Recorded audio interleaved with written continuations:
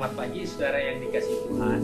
Pagi ini saya akan baca dari buku Pengkhotbah pasal 3 ayat pertama. Firman Tuhan katakan sebagai berikut. Untuk segala sesuatu ada masanya. Untuk apapun di bawah langit ada waktunya. Puji Tuhan, firman Tuhan yang diungkapkan oleh Salomo adalah suatu kenyataan yang dijalani oleh setiap kita, bahwa setiap kita menemukan waktu yang berjalan terus. Sebab itu Salomo katakan segala sesuatu ada masanya. Untuk apapun di bawah langit ada waktunya. Hal ini perlu kita perhatikan sebagai orang-orang percaya di dalam menjalani hidup di saat-saat seperti ini, karena kita sadar bahwa situasi kondisi yang makin hari berubah dengan meningkatnya pandemi COVID yang sedang berjalan, dengan macam-macam perubahan yang sedang terjadi. Itu menunjukkan kepada kita bahwa setiap waktu terjadi perubahan dalam perjalanan hidup manusia. Untuk 5 tahun lalu kita tidak pernah berpikir bahwa hari-hari ini kita harus jalan dengan menggunakan masker, kita harus membiasakan diri untuk selalu mencuci tangan dan menggunakan hand sanitizer di mana saja kita berada. Itu perubahan yang sudah terjadi dari waktu ke waktu.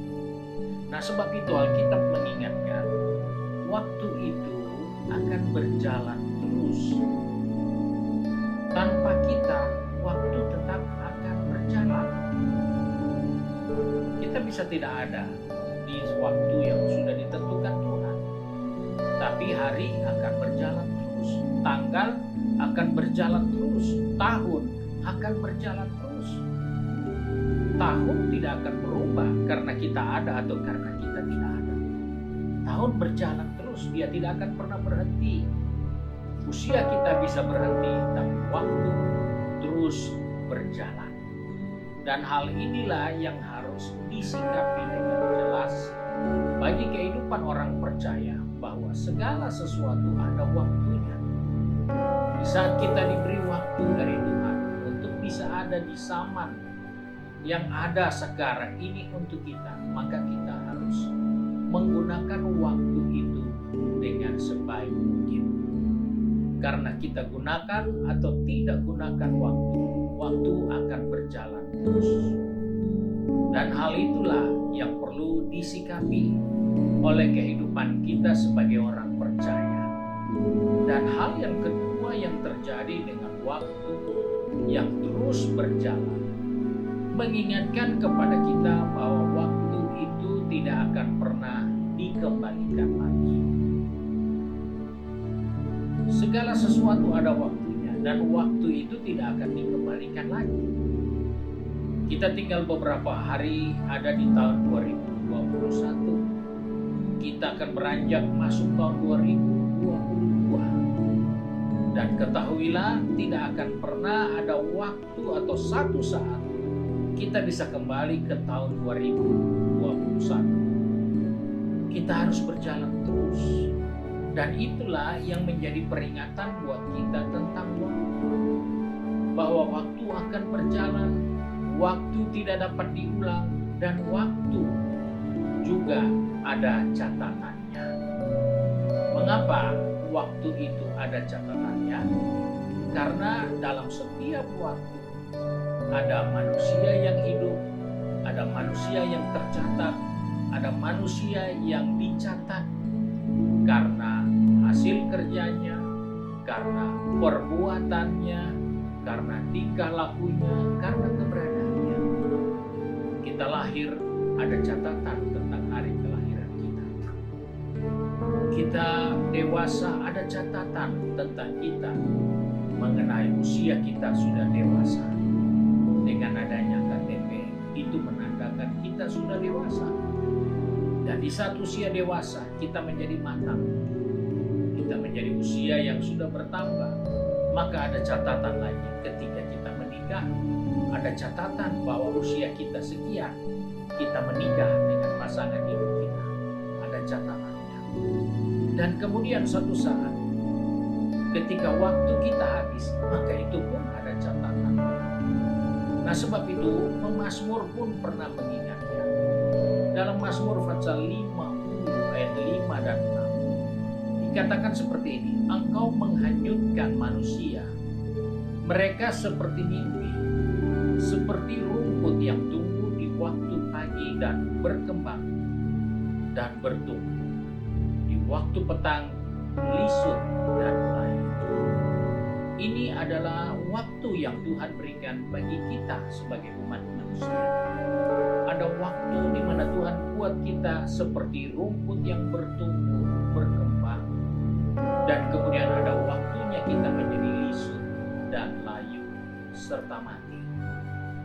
Nah, waktu itu tidak akan bisa kita biarkan begitu saja berlalu. Karena apa harus seperti itu? Karena jelas manusia yang ada di dalam waktu, dia harus menggunakan waktu itu dengan baik. Manusia yang ada di dalam waktu itu harus menggunakan sebaik mungkin waktu yang Tuhan berikan bagi kita. Karena itu kita diingatkan satu perumpamaan yang Yesus ingatkan tentang pohon ara yang tumbuh di kebun anggur. Dan untuk keberapa kalinya Yesus lewat di kebun itu, tetapi tidak ada buah dari pohon anggur yang buah ara yang ditanam di kebun anggur itu. Dan Yesus katakan, untuk apa dia hidup di tanah ini dengan percuma? Ungkapan itu menunjukkan kepada saya dan saudara tentang hidup yang tidak berguna, hidup yang tidak bermanfaat. Karena waktu untuk kita hidup itu akan selalu menjadi lebih pendek. Waktu untuk kita ada di dalamnya akan menjadi begitu singkat. Dengan singkatnya waktu itu, maka kita harus menjadi orang yang berguna.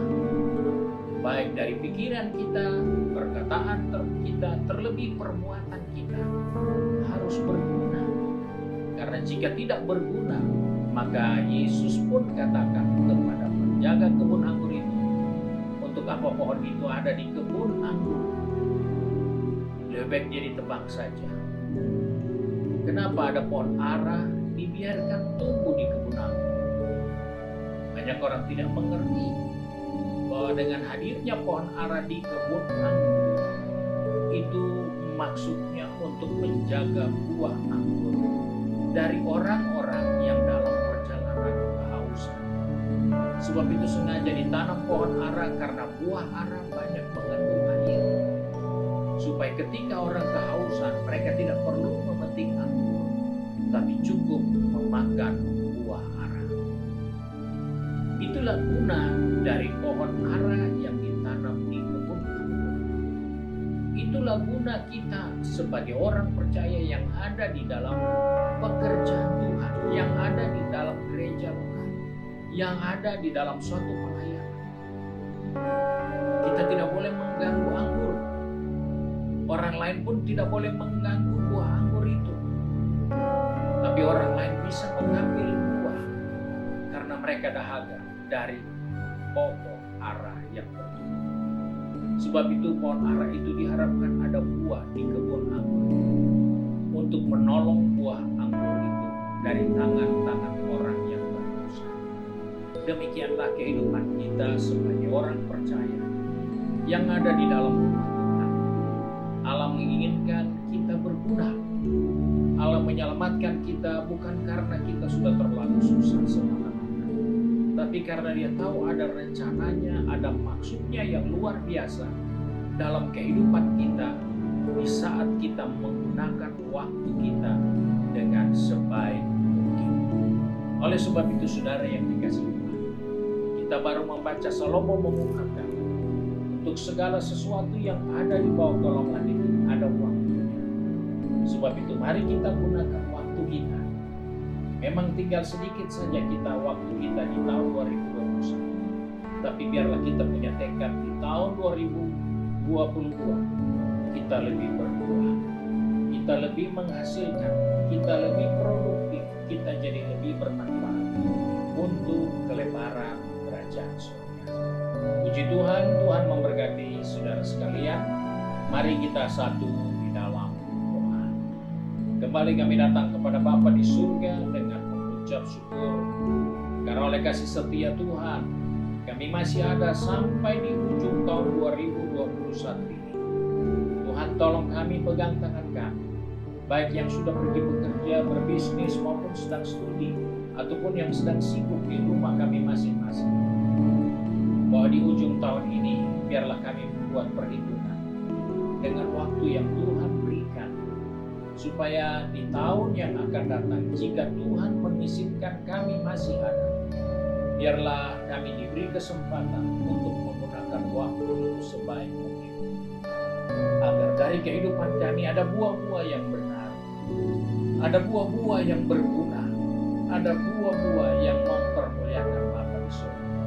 Sebab itu pegang tangan kami, atur langkah kaki kami, supaya kami tidak melewati waktu-waktu yang Tuhan masih beri kepada kami, tapi kami bisa menggunakan waktu itu dengan sebaik mungkin, dan di dalamnya Tuhanlah yang dipermuliakan. Terima kasih Bapa untuk kasih setia Tuhan. Sebab itu kami bersyukur dan berdoa di dalam nama Tuhan Yesus Kristus, Juru Selamat kami, majikan kami yang baik dan setia. Haleluya. Amin. Puji Tuhan, Tuhan Yesus memberkati kita. Dan sore sebentar jam 4 ada ibadah pelwap yang saudara dapat ikuti melalui ibadah langsung di ruangan Alpha Omega atau melewati YouTube channel. Tuhan Yesus memberkati.